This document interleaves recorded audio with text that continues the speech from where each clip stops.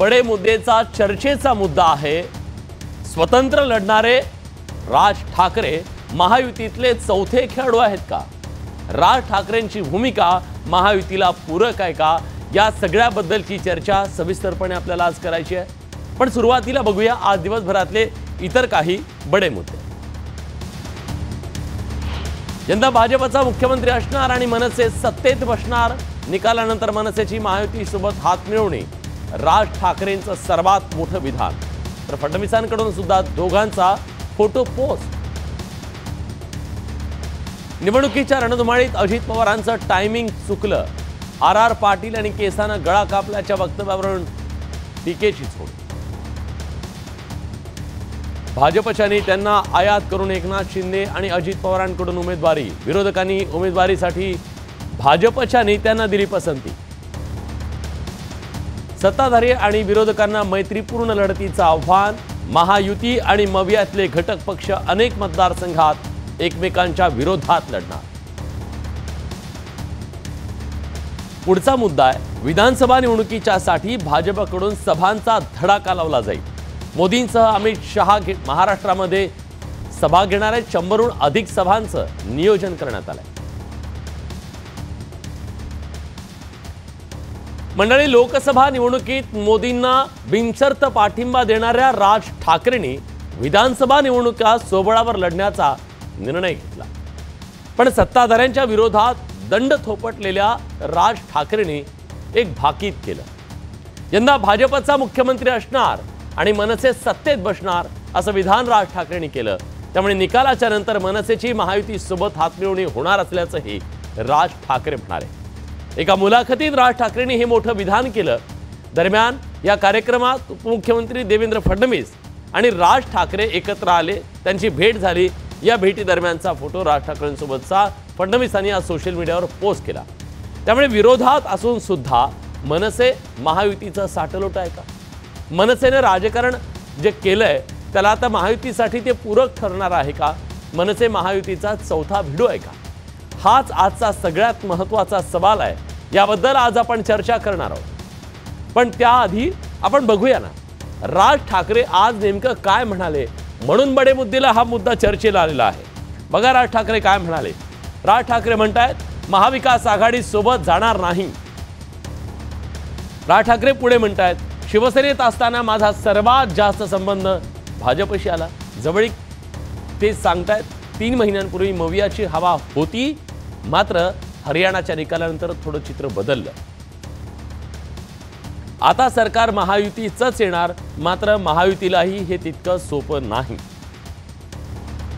मुख्यमंत्री भाजपचा असेल आणि मनसे सत्तेत असेल असं राज ठाकरे म्हणतायत। मनसेच्या साथीने भाजपचा मुख्यमंत्री होईल असंही राज ठाकरे म्हणतायत। याचा अर्थ नेमका काय आहे? राज्यातल्या राजकीय चिखलाला शरद पवार जबाबदार असल्याचं राज ठाकरे म्हणतायत। आणि फोडाफोडी करून सत्तेत जाणाऱ्यांना मतदारांनी धडा शिकवायला हवा असंही त्यांनी वक्तव्य केलेलं आहे। राज ठाकरेंच्या या सगळ्या वक्तव्यांचा अर्थ काय आहे आपण जाणून घेणार आहोत। आणि आजच्या राज ठाकरेंच्या भूमिकेच्या नंतर जो सवाल निर्माण झालाय, विविध प्रश्न निर्माण झालेले आहेत। हे प्रश्न काय आहेत, आजचे बडे मुद्दे काय आहेत आणि त्यातले सवाल बघा।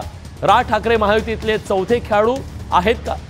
हे त्या सगळ्यातनं दिसतंय का? तसं प्रश्न हा सुद्धा आहे। राज ठाकरेंच्या मनसेमुळे नेमका कुणाला फटका बसणार आहे, कुणाला फायदा होणार आहे, याची चर्चा आज आपल्याला करायची आहे। हा जो मनसे फॅक्टर आहे, मतांच्या फाटाफुटीमुळे मनसे निर्णायक ठरू शकते का? खरंच तितका प्रभाव आहे का मनसेचा राज्यभरात? आणि किती मतदारसंघात असेल निर्णायक ठरतील का सत्तेत?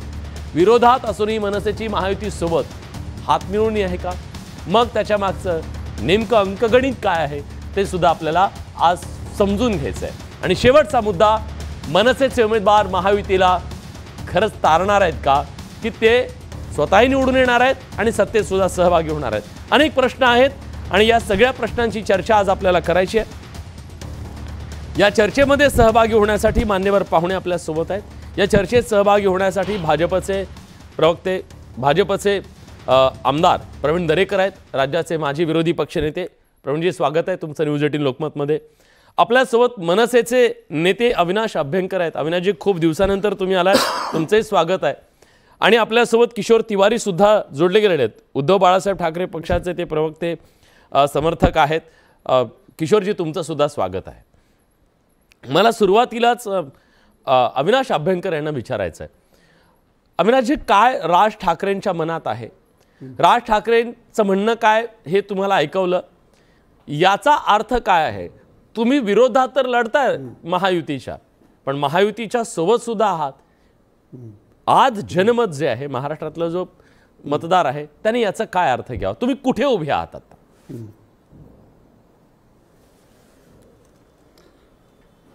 तुम्हाला ऐकायला येतोय माझा आवाज? हो, येतोय. बोला प्लीज. तुम्हाला माझा आवाज ऐकायला येतोय? हो, येतोय. बोला सलग बोला. हो, आता जी राजकीय खिचडी आहे आणि ही मवियाची जी काही आघाडी झालेली आहे, ही आघाडीला कुठल्याही प्रकारचा बेस नाहीये.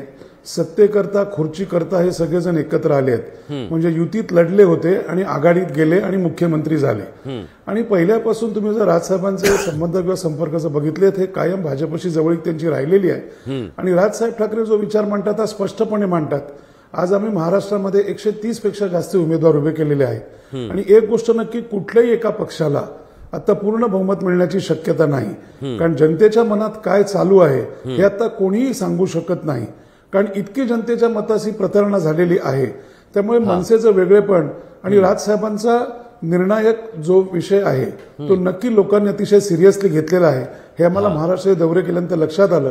म्हणून सन्मान्य राजसाहेबांनी स्टेटमेंट केलं की मुख्यमंत्री नक्की भाजपचे असतील आणि त्याला मनसेची साथ मिळेल.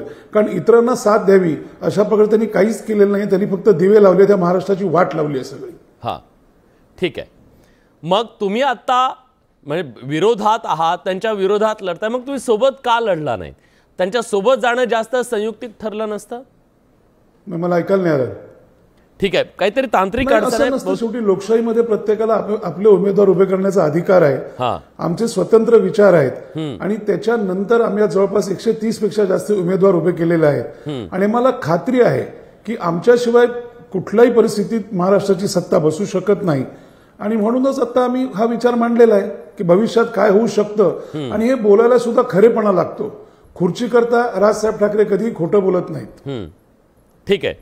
किशोर तिवारीजी, जो स्टँड त्यांचा आता या सगळ्या राजकीय पटलावर दिसतोय, तो स्टँड तुम्हाला पटणारा आहे का? तुम्ही या सगळ्याकडे कसं पाहताय? 130 उमेदवार जे मनसेचे उभे आहे, एखाद ठिकाणी अनामत रक्कम जर वाचली असती, तीही सुद्धा आता गमावण्याची परिस्थिती आली. असे स्टेटमेंट केल्यानंतर त्यांनी आपल्या मुलालाही उभं केलंय, तर करायला नको ना. मी एक बोलतो तुम्हाला, गद्दारांची लोक सोय लावतील हे त्यांचं बरोबर होतं. मात्र भाजपचं सरकार येईल हे कशावरून बोलतात ते?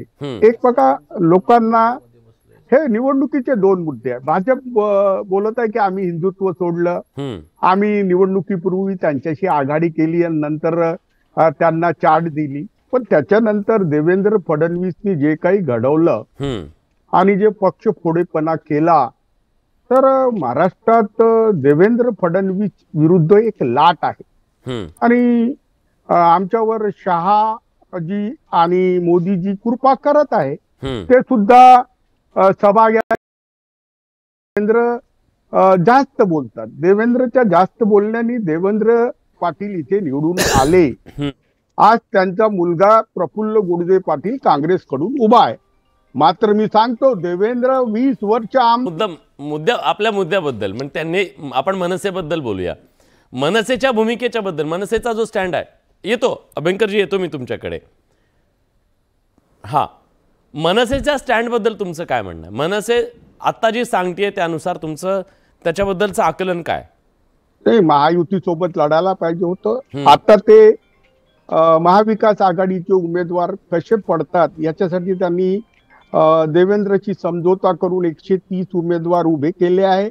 मात्र त्यांच्या या बोलण्यामुळे राज ठाकरे यांच्या आजच्या बीजेपी माझ्यामधल्या इंटरव्ह्यू मध्ये मला असं वाटते की त्यांची फजिती झाली आहे आणि ते भाजपची बी टीम आहे असं मी म्हणत होतो. तर अविनाशला वाईट वाटेल मात्र आज त्यांनी कबुली दिली ना, भाजपचं सरकार येईल. भाजपला लोकांनी अवेअरला आहे. भाजपचे कोर इश्यूवरले महाराष्ट्राचे जे धोरणं होती ती चुकीची निघाली आहे. महाराष्ट्राचे उद्योग निघून चालले आहे. महाराष्ट्राच्या शेतकऱ्यांची म्हणजे तुम्हाला हे सांगायचंय की त्यांची बी टीम आहे भाजपची असं तुम्ही म्हणताय. अविनाशजी तुमचं उत्तर द्या, नंतर मी प्रवीणजींकडे जातो. नाही, कसं आहे, हे थोर विचारवंत आता जे बोलले तर मला वाटतं हे बहुधा राष्ट्रवादी पवार गटाची सी टीम असावी, कारण मला अशा प्रकारची वक्तव्य केलेली आवडत नाहीत. कसं आहे, दुसऱ्याला बोलणं सोपं असतं, परंतु यांना बहुधा शिवसेना माहीत नसावी. 170 आणि 72 सीट लढलेली शिवसेना आज 80 आणि 84ला आलेली आहे. त्यामुळे पॉलिटिकल ऍडजस्टमेंट आणि पॉलिटिकल सेटलमेंट कोणी केले आहेत हे मी इथे नव्याने सांगण्याची आवश्यकता नाही. गोरेगावला पक्षप्रमुख काय बोलले होते की मी कोणाही समोर सत्तेकरता कटोरा घेऊन जाणार नाही. तुम्ही मला छानपणा शिकवू नका. जाण्याकरता अविनाश, आपण मला पण उत्तरपणा तुमच्यावर जास्ती चांगला करता येतो. मी तुम्हाला शहाणपणा शिकवत नाही. पहिलं मराठी भाषा समजून घ्या. तुम्ही दुसऱ्याला सांगू नका डिपॉझिट जप्त होईल म्हणून. कळलं का? आगाऊपणा तुमची विश्वासार्हता गमावलेली आहे. तुम्ही सत्तेकरता गेलेला. आलं का लक्षात? तुम्ही तुमचा पक्ष सांभाळा. आम्हाला तुम्ही शिवसेना काय सांगायला जाऊ नका. आम्हाला सन्मान्य बाळासाहेबांची शिवसेना नीट माहिती आहे. आणि आता तुमचे जे मुख्यमंत्री राष्ट्रवादीच्या वतीने बोलतात, सकाळी 9 वाजता भोंगा वाचतो, त्यामुळे आम्हाला शिकवू नका. ही लोकशाही आहे. सर्वांच्या विरोधात उभे आहोत. किशोर तिवारीजी त्यांचं असं म्हणणं आहे, किशोर तिवारीजी त्यांचं असं म्हणणं आहे की आम्ही 100 पेक्षा जास्त जागा लढतो, तुम्ही तर 100 पेक्षा कमी जागा लढताय. मी आपला आदर करतो, परंतु भाषा वापरताना सांभाळून वापरा. तुम्हाला माहिती आहे आमची यादी बघायला या एकदा. आपण नव्याने शिवसेनेत आला असं मला वाटतं. मला बोलू द्या. आपण शांतपणे किशोर तिवारीजी ऐका ना, त्यांचं म्हणणं आहे मनसे 100 पेक्षा जास्त जागा लढतीये, तुम्ही तर 100 पेक्षा कमी जागा लढताय असं त्यांचं म्हणणं आहे. तुमच्या आदित्य ठाकरेंना सन्मान्य राजसाहेबांनी वरळीत पाठिंबा दिला होता. हे ध्यानात ठेवा, विसरू नका. अमित आजारी असताना तुम्ही आमचे 6 नगरसेवक चोरले होते, हे विसरू नका. आणि आम्ही तुमच्याकडे कुठलाही पाठिंबा मागायला आलेलो नाही आहोत. पहिली याची जाण ठेवा. पहिली स्वतःची शिवसेना ही नवीन जी झाली आहे ना, ही समजून घ्या. स्वतःचा झेंडा गेला, स्वतःचं चिन्ह गेलं, स्वतःचं नाव गेलं. एक पक्षावरनं तुम्ही गटापर्यंत आला. लोकांना सांगताय तुम्ही लोकसंख्ये ब्रह्मज्ञान आपण कोरडे पाषाण अशी तुमची अवस्था आहे. स्वतःकडे बघा. लोकांना शिकवायला जाऊ नका. आम्ही उमेदवार उभे केले, उभे केले, कळलं का? आणि तुम्ही उमेदवार 172 वरून तुम्ही आज 80 आणि 84 महाराष्ट्र बघतोय. कुठल्या प्रकारच्या बोला किशोरजी बोला. अविनाशजी थांबा, त्यांचं बोलणं होऊ द्या. हा उत्तर बघा, मी उत्तर देतो. भाजपचे नेते जसं आर्ग्युमेंट करतात, बोलावं वाटेल ते आम्ही ऐकून घेणार नाही. आम्ही आलं का लक्षात? आदित्य ठाकरे पण उभे होते आणि त्याला राजसाहेबांनी पाठिंबा दिला होता. ठीक आहे, उत्तर घेऊ आपण. बोला किशोरजी. हे बघा, एकदम वर्मी लागून जाते की तुम्ही भाजपची बी टीम आहात. आता यांचं वर्षन बघा. हे भाजपच्या प्रवक्त्यासारखं बोलत आहे. तुम्ही 130 उमेदवार उभे केले, त्याच्यातले किती उमेदवारांचे फॉर्म व्हॅलिड झाले सांगा बरं. अरे तुम्ही तुमच्यापाशी उमेदवार कुठं होते? अरे तुम्ही काय लढता महाराष्ट्रात? तुम्ही सांगा ना. तुम्हाला माहिती आहे तुमचे 84 आहेत. तुम्ही आमच्या 139 बद्दल काय बोलताय? तुम्हाला माहिती आहे किती व्हॅलिड झाले ते? पहिला अभ्यास करा. कळलं का? दुसऱ्याची परीक्षा घेऊ नका. यालाच म्हणतात लोकसंख्ये ब्रह्मज्ञान बाबा. त्यांचं म्हणणं पूर्ण होऊ द्या. युतीत लढलात, आघाडीत गेलात, कटोरा घेऊन जाणार नाही हे बोललात आणि सत्तेकरता वाटेल ते ऍडजस्टमेंट केल्यात. राष्ट्रवादी कुठल्या तत्वावर युती केली? ऐकून घ्या. काँग्रेसची कुठल्या तत्वावर आघाडी? ऐकून घ्या ना बाबा. आणि कुठले विचार मांडलेत? 170 खेळणारी शिवसेना. अविनाशजी एक मिनिट, त्यांचं म्हणणं तर ऐकू आपण. त्यांचं म्हणणं तर ऐकू. तुम्ही एवढ्या सगळ्या गोष्टी बोललात, त्यांचं म्हणणं एकदा ऐकूया आपण. अरे बाबा, बघा यांच्या गाड्या फिरत होता. त्यांना सांगा त्यांच्या पक्षाबद्दल बोलावं. त्यांनी विचारून आम्हाला किती उभे केले आणि किती टिकणार आहेत. कळलं का? त्यांचा अभ्यास कच्चा आहे. त्यांना पहिल्यांदा यादी पाठवून देतो. त्यांना सांगा व्हॉट्सअप नंबर द्या. अरे थोडं चूप माहित नसेल तर ऐकू द्या. मी जबाबदारी बोलतोय. शिवसेना 80 ते 85 जागा लढते. आमच्या 139 पैकी किती फॉर्म झाले? हे झाले त्यांना माहितीये का? अजून कशाला मध्ये बोलताय? देऊ नका. धमक्या नाही द्यायच्या. धमक्या तुम्हाला काय तुम्हाला? अरे मराठी भाषा आहे, सांगतो. ही मराठी भाषा आहे. धमक्या नाही म्हणत. अरे बाबा, वाक्य पूर्ण करू द्या. बोला. तुम्ही आम्हाला नको त्या अकला शिकवायला जाऊ नका. अमित का लढतायत, काय करायला पाहिजे होतं, भाजपची बी टीम आहे का? अहो तुम्ही बी आणि सी टीम आहात, 2% जास्त बोलू नये, सर्वात कमी जागा तुमच्या आहेत. लोकांनी जास्त बोलू नये. अरे भाडेपट्टीवर उमेदवार त्यांच्या पाठिंब्यावरती मला प्रवीण दरेकर यांच्याकडे जायचं आहे. प्रवीण दरेकरजी, राज ठाकरे यांची तुमच्याबद्दलची वैचारिक जी जवळीक आहे ती आता जगाला माहिती आहे. अशा परिस्थितीमध्ये राज ठाकरे तुमच्या सोबत येणं, तुमच्या पाठिंबा दिला त्यांनी, बिनशर्त पाठिंबा दिला, पण आता ते तुमच्या विरोधात आहेत. ही तुमची स्ट्रॅटर्जी आहे, हे हरियाणाचं राजकारण आहे, तो पॅटर्न आहे, काय नेमकं हे आहे, भाजपला काय साधायचं आहे? एक लक्षात ठेवा, राज ठाकरे साहेबांनी त्यांची वैचारिक भूमिका कधीच बदलली नाही. त्यांनी बाळासाहेबांची भूमिका सतत पुढे नेलेली आहे आणि त्याच्यामुळे बाळासाहेबांच्या विचारासोबत असणारा भारतीय जनता पक्ष हे गेली 20-25 वर्ष एकत्रितपणे काम करतोय आणि त्याच्यामुळे राजसाहेबांनी आता भारतीय जनता पार्टीला जर चांगलं बोललं असेल, अरे मध्ये काय याची वाटवाट आहे, त्या तिवारींना बोलवत असेल तर आम्ही येणार नाही. किती उद्दामपणे बोलतात. देवेंद्रजी महाराष्ट्राचे मुख्यमंत्री, देवेंद्र 4 वेळा होता. मी बोलू का तुला? अरे तू रे दरेकर, तुम्हाला लोक कुठं आणलाय चर्चेला माणूस? आम्हाला बोलवत जाऊ नका. अशा प्रकारचा वायात बोलणारा माणूस असेल. किशोर तिवारीजी, मी येतो तुमच्याकडे जेव्हा त्यांचं उत्तर असेल ना, शहाणपणा बोलणार, तिथं कोणाला अरे तुरे करणार, काहीतरी काही संस्कार वगैरे आहेत की नाही? तुम्ही बोला. आणि याला शिवसेनेचा पुळका आलाय. कधी झाला किशोर तिवारी?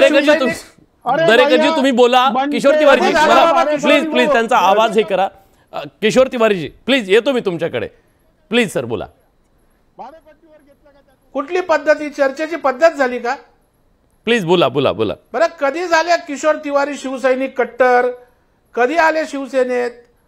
मला शांतपणे बोलू द्या. त्यांचं 2-2दा राऊंड झालेत. आलं का लक्षात? ठीक आहे, प्लीज बोला सर बोला. पहिलं म्हणजे या किशोर तिवारीच्या पहिली तोंडाला पट्टी लावा. तेव्हा त्या ठिकाणी त्यांना मर्यादा घालून द्या.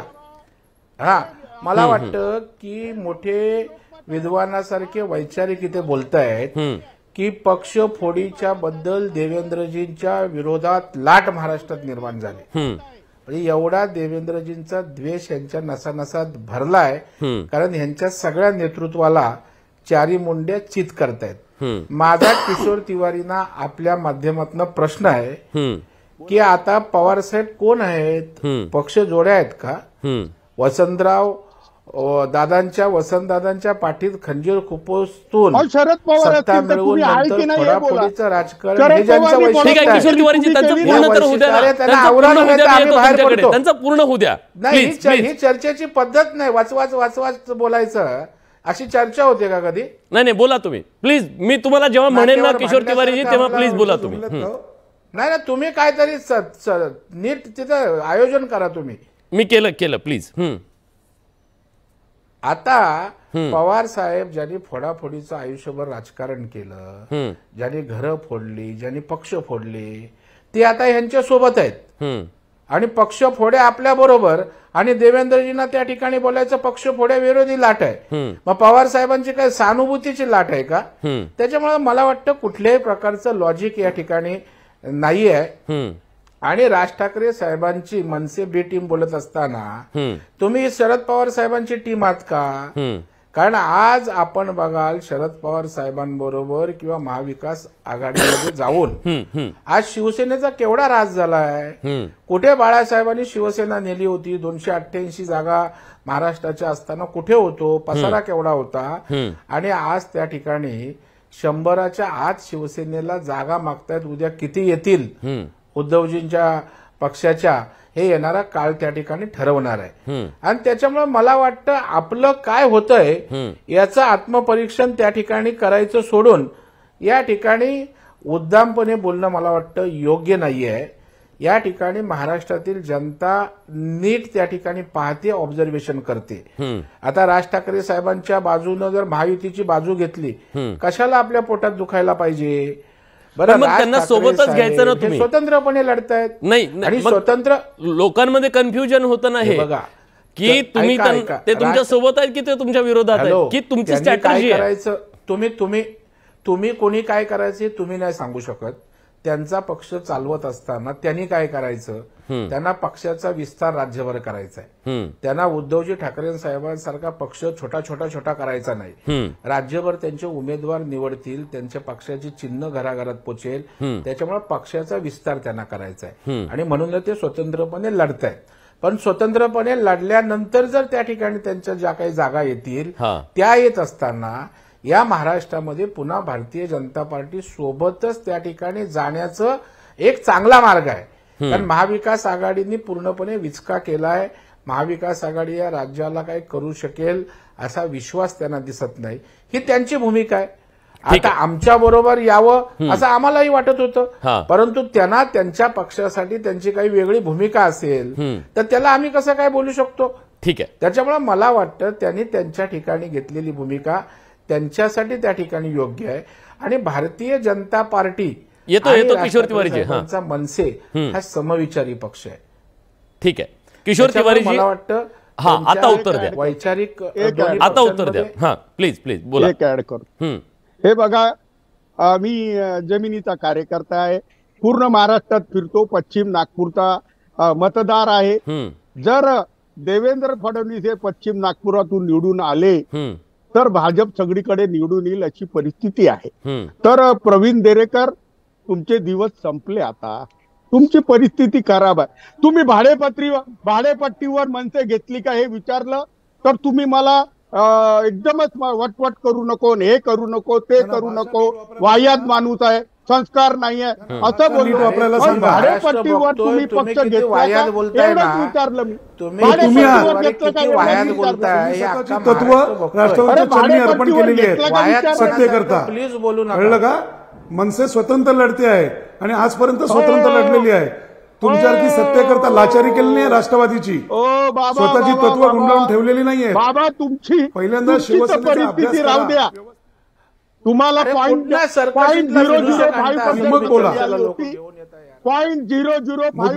ठीक आहे. मी या चर्चेत राजेश कोचरेकर आपल्या सोबत आहेत. राजेश कोचरेकर आपल्या सोबत आहेत. मला त्यांना या चर्चेत आणायचं आहे. राजेशजी, मनसेची जी सद्यस्थितीतली भूमिका दिसतेय, मनसे वेगळी लढतीये पण वेगळी लढून सुद्धा ती महायुतीचाच चौथा खेळाडू आहे का, हा प्रश्न आहे. याबद्दल तुमचं काय म्हणणं आहे? तसं दिसतंय का? तसं चित्र महाराष्ट्रासमोर जाते का? बघा, आता सध्या महाराष्ट्राची अवस्था ही IPL क्रिकेट सारखी झालेली आहे. कोण कुठून खेळणार आहे हे काहीच माहित नाहीये. ऑप्शन सुरू झालेलं आहे आणि याच्यात जर असेल की चौथा खेळाडू आहे का नाही आहे वगैरे, याच्यावर आता बोलण्यापेक्षा 23 तारखेला आपल्याला त्याच्यावर बोलता येईल. पण एक आहे की राज ठाकरे यांनी नरेंद्र मोदी यांच्या तिसऱ्या पंतप्रधान पदाच्या कार्यकाळासाठी किंवा हॅट्रिकसाठी जे काही योगदान दिलं होतं, आपण शिवाजी पार्कची जरी सभा पाहिली तर शिवाजी पार्कच्या सभेमध्ये राज ठाकरेंनी मांडलेले जे मुद्दे होते त्यापैकीच्या 2 मुद्द्यांवर काम झालेलं आहे. एक मराठी भाषेला अभिजित भाषेचा दर्जा आणि मुंबईमध्ये मराठी भाषेचं भवन. तर अशा रीतीने जेव्हा मोदींच्या सभेमध्ये Raj Thackeray man of the match ठरलेत मागच्या लोकसभेला, तर त्या राज ठाकरेंना आपल्या बरोबर येतील ही जर समजा भाजपला अशी शक्यता वाटत असेल तर त्यात काही गैर आहे असं मला वाटत नाही. पण आता त्याने स्वतः सांगितलेलं नाहीये की मी या टीमचा प्लेअर आहे. आता ते आपल्याकडून खेळावेत असं ज्यांना वाटतंय ते त्यांना मदत करतील. मुंबईमधल्या काही ठिकाणी त्यांना नक्की मदत होईल आणि ती मदत त्यांना मुख्यमंत्री शिंदेची होईल. काही ठिकाणी ती सगळ्यात मोठ्या प्रमाणात भाजपची होईल. आता या माहीममध्ये सगळ्यात पहिला बूट जो काढला गेला तो आशिष शेलार यांनी काढला की मनसेच्या अमित ठाकरे यांना मदत करायला हवी भाजपने. आज भाजपने त्याबद्दलची अधिकृत भूमिकाही घेतलेली आहे आणि त्यामुळे जर भाजपने त्यातून उतराई होण्याचा प्रयत्न केला तर तो काही गैर आहे असं मला वाटत नाही. पण इतकं खरं आहे की राज ठाकरे यांनी स्वतंत्र लढण्याचा जो काही प्रयत्न केलेला आहे तो कौतुकास्पद आहे. जर त्यांचे 8-10 आमदार निवडून आले राज्यभरातून तर महाराष्ट्राच्या सत्तेमधला सगळ्यात मोठा आवाज हा राज ठाकरेंचा असेल. जर बच्चू कडू यांचे 2 आमदार असताना किंवा 3 आमदार असताना ते सरकारला आणि मुख्यमंत्र्यांना जर वेटीस धरू शकतात तर राज ठाकरे यांचे 8-10 आमदार निवडून आले तर राज ठाकरे हे महाराष्ट्राच्या राजकारणात या 23 तारखेनंतर एक महत्त्वाची भूमिका मला हा सवाल विचारायचा किशोर तिवारींना. किशोर तिवारीजी, सातत्यानं तुम्ही मनसेला जे डिवचता, त्यांना नाव ठेवता, वेगवेगळे शब्दप्रयोग वापरता तुम्ही, ते तुमच्या मनातली हीच भीती आहे का की मनसे उद्या इथं निर्णायक ठरू शकते किंवा मनसे तुमचं नुकसान करू शकते, ही तुम्हाला भीती आहे का? हे बघा, किती केलं तर राज ठाकरे साहेब हे बाळासाहेब ठाकरेची पुतणे आहेत आणि ते सुद्धा त्यांचा सुद्धा प्रभाव क्षेत्र आहे. तर त्यांना मानणारा मग वर्ग व उद्धव ठाकरेंना मानणारा वर्ग सारखाच आहे. त्यांनी 1% मतं खाल्ली तर पुष्कळ ठिकाणी आम्हाला धोका होऊ शकतो. म्हणून त्यांनी याच्यातून विड्रॉल व्हावं आणि वरून भाजपच्या खेळपट्टीवर जाऊन खेळायचं कशाला? त्यांनी विड्रॉल खेळायचं असं कसं? त्यांना स्वतःचा पक्ष आहे ना किशोर तिवारी, असं कसं म्हणता विड्रॉल व्हावं म्हणजे काय? अरे मग तुम्ही सोबत घ्यायचं त्यांना, तुम्ही सांगायचं आम्ही तुम्हाला 30 जागा देतो, तुम्ही या सोबत म्हणून. 1 मिनिट मला बोलू द्या. प्लीज बोला बोला. अरे निवडणुकीत फॉर्म भरायची डेट संपली, आता छाननीच्या दिवशी तुम्ही इंटरव्ह्यू देता की महाराष्ट्रात महायुतीचं सरकार येईल आणि भाजपचा मुख्यमंत्री होईल. बिचारे एकनाथ शिंदे किती रडत असतील आणि कालच अजित पवार सुद्धा रडले. आता असं आहे आणि एकनाथ शिंदेचा आमदार तर आत्महत्या करतो म्हणाला. अरे कसं आहे की भाजपनी, हे बघा, भाजपनी 180 उमेदवार उभे केले, 16 उमेदवार एकनाथ शिंदे सोबत उभे केले, 5 उमेदवार अजित पवारांना दिले आणि 103 उमेदवार राज ठाकरेंना दिले. कसं असते की हा सगळा भाजपचं टॅक्टिक्स असते. याला ते इंग्रजीत मायक्रो मॅनेजमेंट म्हणतात. Micro management. आता सर्वांना पैसे पुरतील आणि कसं तरी जातीच्या नावावर कसं तरी उमेदवार उभे करून आपण राजकारण, शेवटी ते राजकारण आहे ना, ते साधू संत थोडीच आहे तिथं. एक चांगली गोष्ट बोलली, जनतेने विचार करावा की साधू संत आहे की भामटे आहेत.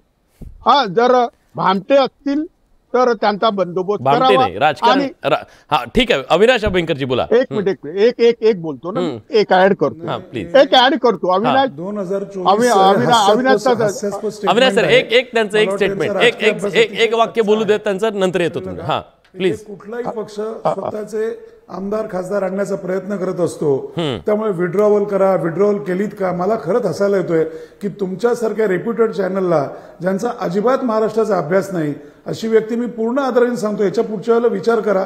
निदान त्यांना एकट्याला बोलत जाऊन त्यांचा एकट्याचा कार्यक्रम करा, हास्य जत्रेसारखा. एक गोष्ट नक्की मी तुम्हाला सांगतो, मी बोलतोय किशोर तिवारीजी, तुम्हाला खूप मिरच्या लागल्यात का? शांतपणे घ्या, नका बीपी वाढू तुमचा. ऐकून घ्या. कसं आहे, शेवटी प्रत्येक पक्ष जिंकण्याकरता आणि पक्ष वाढीकरता लढत असतो. अरे अविनाश, 130 पेक्षा जास्त उमेदवार उभे केलेले आहेत. एक मिनिट बोलतो, 170 येतो मी तुमच्याकडे, येतो. त्यांचं तुमचं ऐकलं ना, आता तुमचं ऐकलं, त्यांचं ऐकू द्या, मी येतो तुमच्याकडे. Please please please. त्यांना वेळही जास्त मिळेल. महाराष्ट्राचं मनोरंजन 2019ला नंतर एक अत्यंत विचित्र अशी आघाडी केलीत.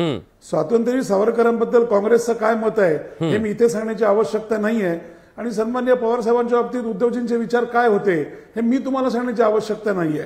त्यामुळे सत्तेकरता आणि खुर्चीकरता तुम्ही ज्या ऍडजस्टमेंट केलेल्या आहेत, तुम्हाला मतं दिली होती लोकांनी ही तुम्हाला युतीत राहण्याकरता, परंतु त्या युतीत तुम्ही पाठीत खंजीर मारलात आणि तुम्ही आघाडी फॉर्म केलीत. आणि बाकी कोविडचा परफॉर्मन्स हा संपूर्ण महाराष्ट्राने पाहिलेला आहे की घरात बसून कशा प्रकारे कोविड कंट्रोल केला जातो हे मला वाटतं पहिल्यांदाच पाहिलं असेल महाराष्ट्राने. त्यामुळे बोलायचं बोलत जाऊ नका. मनसे एक वेगळा पक्ष आहे. आमच्या पक्षाने 130 पेक्षा जास्त उमेदवार उभे केलेले आहेत आणि ते पूर्ण ताकदीने आम्ही संपूर्ण महाराष्ट्रात लढणार आहोत. ठीक आहे, पण भाजपला मतांच्या फाटाफुटीचा फायदा होईल का सर? प्रवीणजी प्लीज. आपण मला विचारताय? नाही, प्रवीणजींना विचारतो. आम्ही जिंकण्याकरता लढतो, आम्हाला सत्तेत जाण्याकरता आम्ही लढतो. त्यामुळे कोणाला फायदा होईल, कोणाला तोटा होईल ह्याचा आम्ही विचार करत नाही. कोणाच्या फाटाफुटीच्या. ठीक आहे. अभ्यंकरजी येतो तुमच्याकडे, प्रवीणजींकडचं उत्तर घेऊ. विजय पराजय बघत स्वतंत्रपणे लढतोय. कोण बोलतोय की मी बोलायचंय? नाही, तुम्हीच बोलायचंय. प्रवीणजी तुम्हीच बोलायचंय. त्यांना माझा आवाज व्यवस्थित जात नाही म्हणून त्यांना उशिरा गेला. मला वाटतं भारतीय जनता पार्टी हा कुणाच्या फाटाफुटीवर त्या ठिकाणी आपलं यश अपयश बघत नसतो, तर जनतेसाठी त्या ठिकाणी नियोजनबद्ध काम करतो, ताकदीनं निवडणुका लढवतो आणि त्या ठिकाणी ज्या काही स्ट्रॅटेजी असतील निवडणुकीतल्या जिंकण्याच्या सगळ्या करून यश मिळवत असतो. आता यामध्ये त्या ठिकाणी नैसर्गिक जर महाराष्ट्रातली परिस्थिती अशी पोषक झाली तर तो आमच्या दृष्टीने जमेची बाजू आहे. आता त्या ठिकाणी राज ठाकरे साहेबांनी घेतलेल्या भूमिकेमुळे निश्चितच आम्हाला त्या ठिकाणी फायदा होणार आहे. आणि एक गोष्ट त्यांनी पुन्हा अधोरेखित केली की येणारं सरकार हे महायुतीचं सरकार येणार पण आहे. त्याच्यात ते असं महाविकास म्हणतात आघाडीचं मुख्यमंत्री येऊ शकत भाजपचा नाही. होईल, हे निश्चित त्यांना झालंय त्या का? नाही, ती त्यांची भूमिका आहे. आज त्या ठिकाणी मोठा पक्ष भाजप आहे. मोठ्या प्रमाणावर भारतीय जनता पार्टीचे आमदार निवडून येतील जास्त उभे केल्यामुळे. आणि त्यांचं आकलन आणि त्यांचं जे काही राजकारणातलं गेस आहे त्या आधारित त्यांची ती भूमिका आहे. आमची भूमिका एक आहे, भारतीय जनता पार्टीचा विचाराल मुख्यमंत्री पदाचा उमेदवार कोण असेल तर ते देवेंद्र फडणवीस साहेब असतील. भारतीय जनता पार्टीचा ज्या दिवशी होईल, परंतु आजच्या तारखेला आमची अशी कुठेही मुख्यमंत्री शिंदे, देवेंद्र फडणवीस साहेब की त्या ठिकाणी अजितदादा असं नाहीये. तर महायुतीचाच आमचा एकत्रित त्या ठिकाणी मुख्यमंत्री होईल. पण राज ठाकरेंच्या या वक्तव्यानं मुख्यमंत्र्यांच्या मनात, आता विद्यमान मुख्यमंत्र्यांच्या मनात अस्वस्थता निर्माण होईल असं वाटत नाही तुम्हाला? एक प्रकारे दबाव टाकलाय का त्यांनी माहीमसाठी? एक लक्षात ठेवा, आपण निवडणुकीमध्ये तिकीट वाटपापासून अनेक प्रकारची त्या ठिकाणी वावड्या उठवल्या गेल्या. अनेक ठिकाणी असं वाटलं यांच्यामध्ये विसंवाद होईल, जागा वाटपात बिनसेल. परंतु त्या ठिकाणी नीटपणे सर्व जागा वाटप आम्ही त्या ठिकाणी केलं. काही ठिकाणी बंडखोरी झाली, तीही आम्ही शांतपणे 2 दिवसात त्या ठिकाणी निकाली काढू, त्यांना विनंती करतोय. आणि त्याच्यामुळे तिन्ही नेत्यांनी ठरवलेलं आहे की आपल्याला मी मुख्यमंत्री की तू मुख्यमंत्री यापेक्षा या महाराष्ट्राचं हित, महाराष्ट्राचा विकास महत्वाचा आहे. आणि आम्ही भांडत बसलो मुख्यमंत्री पदासाठी तर जनतेसमोर एक वेगळा त्या ठिकाणचा संदेश जाईल आणि जनतेचा विश्वास राहणार नाही एवढी जाणीव आणि भान या तिन्ही नेत्यांना आणि तिन्ही पक्षांना त्या ठिकाणी आहे. आणि त्याच्यामुळे आपण बघाल की देवेंद्र फडणवीस साहेबांनी त्यावेळेला जेव्हा सरकार बनवायचं होतं त्यावेळेला 5 वर्ष मुख्यमंत्री असणारा नेता आज त्या ठिकाणी शिंदे साहेबांच्या हाताखाली उपमुख्यमंत्री म्हणून काम केलं. ते कमीपणाचे समजले नाहीत. तर मुख्यमंत्री कोण यापेक्षा सरकारच्या माध्यमातून महाराष्ट्रातील जनतेला आम्हाला काय द्यायचं आहे यावर या तिघांचंही एकमत आहे. त्याच्यामुळे मुख्यमंत्री पदावरनं आमच्यामध्ये अजिबात विसंवाद नाही. सत्तेच्या अगोदर सुद्धा निवडणुकीत आणि नंतर सुद्धा आम्ही एकत्रितपणे लढू, एकत्रित जिंकू आणि महायुतीचा मुख्यमंत्री त्या ठिकाणी आमचा होईल. ठीक आहे राजेजी, जेव्हा राज ठाकरे असं म्हणतात की येणारा मुख्यमंत्री भाजपचा, याचा राजकीय अर्थ काय? आणि आज नेमकं भाजपच्या कार्यालयाच्या समोर लागतं, तो पुन्हा येणार, तो येतोय, तो पुन्हा येतोय. पहिल्यांदा इथे एक गोष्ट आपल्याला सांगू इच्छितो की एकनाथ शिंदे आणि राज ठाकरे हे व्यक्तिगत किती घट्ट मित्र आहेत हे तुमच्या पॅनेलमध्ये बसलेल्या अविनाश अभ्यंकरांना नीट माहिती आहे. महाराष्ट्राच्या राजकारणाला आणि राजकर्त्यांना किती माहिती आहे मला माहित नाही, पण अविनाश अभ्यंकरांना ते नीट माहिती आहे की राज ठाकरे आणि एकनाथ शिंदेचं मैत्र काय आहे. आता आज झालंय काय, आज राज ठाकरे यांच्या एका विधानामुळे, एका वाहिनीला दिलेल्या त्यांच्या एका गोष्टीमुळे हा माहीम मधला संपूर्ण प्रचार वेगळ्या दिशेला भरकटवण्याचा एक प्रयत्न मीडियामधले काही आपले सहकारी आणि काही नेते मंडळी करतायत असं माझं मत आहे. याच्यामुळे जे दक्षिण मध्य मुंबईमध्ये जे घडलं, राहुल शेवाळे आणि अनिल देसाई यांच्या वेळेला सगळ्यांनी अनिल देसाई यांना कच्चा भिडू समजले होते. पण प्रत्यक्षात अनिल देसाई हे राज्यसभेतले खासदार होते. ते नेपीएनसी रोडला राहतात, ते प्रचंड श्रीमंत आहेत, प्रचंड बुद्धिमान आहेत आणि शिवसेनेची कोर व्यवस्था ते सांभाळतात. पण ते धारावी, चित्ता कॅम्प, चेंबूर, मानखुर्द अशा मतदारसंघाचे खासदार झाले. याचं कारणच आहे की संपूर्ण प्रचार हा राहुल शेवाळेंच्या लोकसभेच्या निवडणुकीला भरकटवला गेला. आता माहीममध्ये असाच प्रयत्न सुरू आहे आणि प्रचार भरकटवण्याची जी काही प्रक्रिया सुरू आहे त्याचा फटका मनसेला बसू शकतो. राज ठाकरे हे हुशार नेते आहेत, त्यांनी ताबडतोब हा वाद इथे थांबवला पाहिजे. याचं कारण काय की मुख्यमंत्री कोण होणार हे तर आमदारांच्या संख्येवर ठरणार आहे. आता निवडणुकीचा चेहरा एकनाथ शिंदे आहेत. एकनाथ शिंदे हेच मुख्यमंत्री होतील असा कुठेही उल्लेख झालेला नाहीये. पण निवडणुकीचा कॅम्पेन बॉय किंवा पोस्टर बॉय किंवा चेहरा हाच भविष्यातला नेता असू शकतो असे सर्वसाधारण संकेत आहेत. पण त्यासाठी शिंदेंना आपले सर्वाधिक आमदार निवडून आणावे लागतील. आणि राज ठाकरे काय करतायत, 139 लोकांना आपल्या निवडणुकीच्या रिंगणात उतरवून तर सर्वाधिक संख्या किंवा आपल्याकडची स्ट्रेंथ वाढवण्याचा जो प्रयत्न करतायत, हा प्रयत्न सगळ्यात महत्वाचा आहे. आता तुम्ही जसं म्हणालात तो पुन्हा येणार आहे, तर हे बघा, आज भाजपकडे देवेंद्र फडणवीस सोडले तर दुसरा मोठा नेता नाही की ज्याला ग्लॅमर आहे, ज्याला प्रशासकीय ज्ञान आहे, ज्याला आमदारांची समज आहे. हा, गेल्या काही काळात त्यांना जे नैराश्य आलं काही गोष्टींमुळे, त्यामुळे कदाचित ते तसे वागले असतील किंवा वावरले असतील, हा भाग आहे. पण आज भाजपकडे जर आपण पश्चिम भारताचा विचार केला तर त्यांच्या इतका मोठा नेता नाही, हे आपल्याला इथे मांडायला लागेल. आणि त्यामुळे तो पुन्हा येणारला एक वेगळा अर्थ पण आहे. ठीक आहे, किशोर तिवारीजी बोला. नाही, माझे आजी इथं पैदा झाली, माझे वडील इथे पैदा झाले आणि मी इथे पैदा झालो. माझी नाड इथे जुडलेली आहे. मी माझं सारं आयुष्य इंजिनिअरिंग आणि अमेरिकेत शिकून आल्यानंतर आदिवासी आणि शेतकऱ्यांमध्ये दिलं. आणि मला अविनाश म्हणतात की तुम्हाला महाराष्ट्राचं नॉलेज नाही, महाराष्ट्राचं नॉलेज नाही. मी अविनाश तुम्हाला विचारतो, मनसेचे उमेदवार 9 मतदारसंघ तर सांगा, विदर्भातले 9 मतदारसंघ सांगा तुम्ही इथे 32 ठिकाणी उमेदवार उभे केले आहेत. घ्यायला तुम्ही माझे काही प्रोफेसर नाही आहेत. मी तुम्हाला 139 उमेदवार सांगू शकतो मनसेचे, आणि आमचेही सांगू शकतो. आणि तुम्ही किती उभे केलेत, तुम्ही राजकीय दृष्ट्या कुठले ऍडजस्टमेंट केले तेही सांगू शकतो. आणि 172 वरून 84 ला कसे आलात तेही सांगू शकतो. यांना आपल्या पक्षाचा आपण विचार करावा. अमेरिकेत माझेही खापर पणजोबा इकडे होते, खापर पणजोबा इकडे होते, पणजोबा इकडे होते, आजोबा इकडे होते. त्यामुळे महाराष्ट्र आम्हालाही कळतो. अरे यांना अजीर्ण प्रवीणजी बोला, प्रवीणजी बोला. किशोर तिवारी थांबा ना, थांबा एक मिनिट. किशोर तिवारी, हा प्रवीण भाऊ बोला. एवढा त्रास का होतोय? त्यांच्या पायाखाली वाळू हल्ली आहे का? अरे थोडं थांबा ना. कधी झाली? शिवसेनेचे संस्थापकीय नेते कोण जरा सांगा, ज्या शिवसेनेच्या संदर्भात बोलता. अरे एक मिनिट सांगतो तुम्हाला.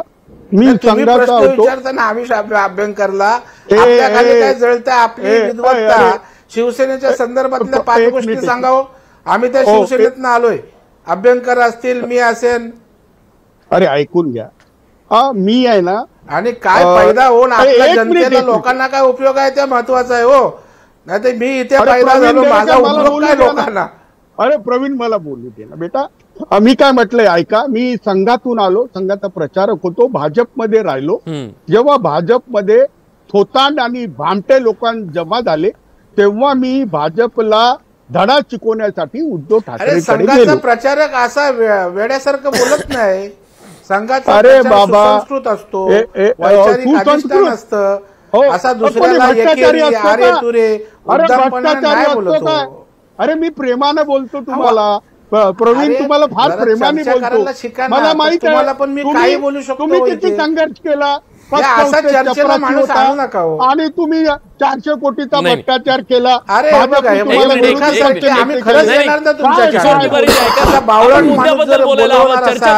हे बघा, आपण ज्या मुद्द्याबद्दल ही चर्चा करतो त्या मुद्द्याबद्दल तुमच्या बाकीच्या मुद्द्यांमध्ये लोकांना तरी काय.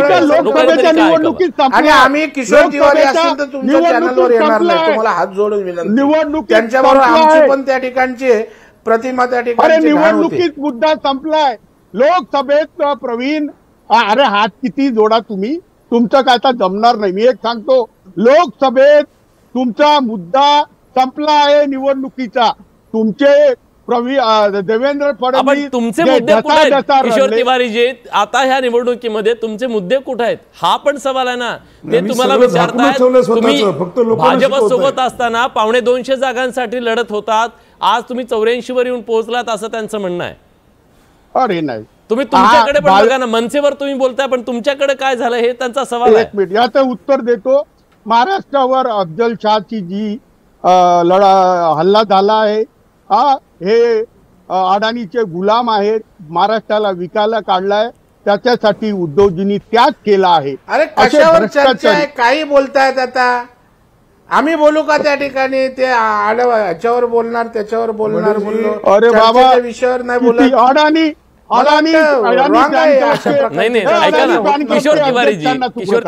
अडाणी फॅन क्लबच्या अध्यक्षांना पहिले चूप करा.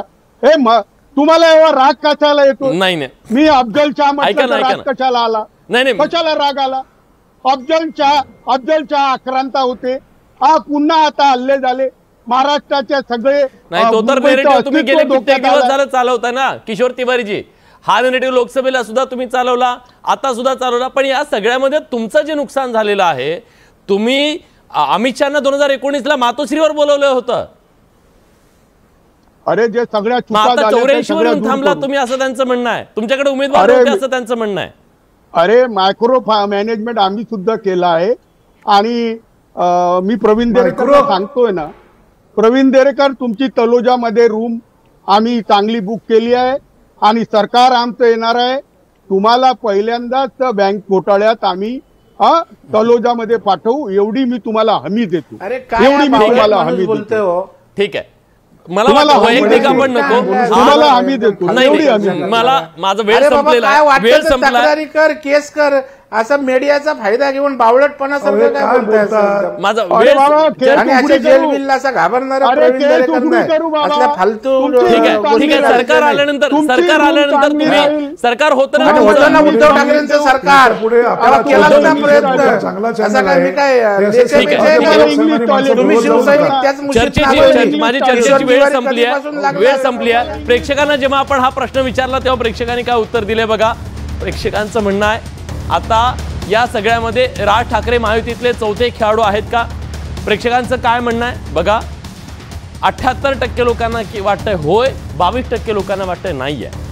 राज ठाकरे आणि मनसे यांच्याबद्दलची ही जी भूमिका आहे, ती भूमिका असताना सुद्धा जास्तीत जास्त आमदार निवडून आणणं, आपलं राजकीय अस्तित्व टिकवणं आणि त्यानंतर सत्तेमध्ये सहभागी होणं हे एक मोठं चॅलेंज त्यांच्यासमोर आहे. ही अस्तित्वाची निवडणूक त्यांच्यासाठी आहे. या निवडणुकीत त्यांना किती यश मिळतं, भाजपचा त्यांना आणि त्यांचा भाजपला महायुतीला किती फायदा होतो, हे 23 तारखेला करणार आहे. आजच्या चर्चेमध्ये आपण सगळेजण आलात त्याबद्दल तुमच्या सगळ्यांचे मनापासून आभार.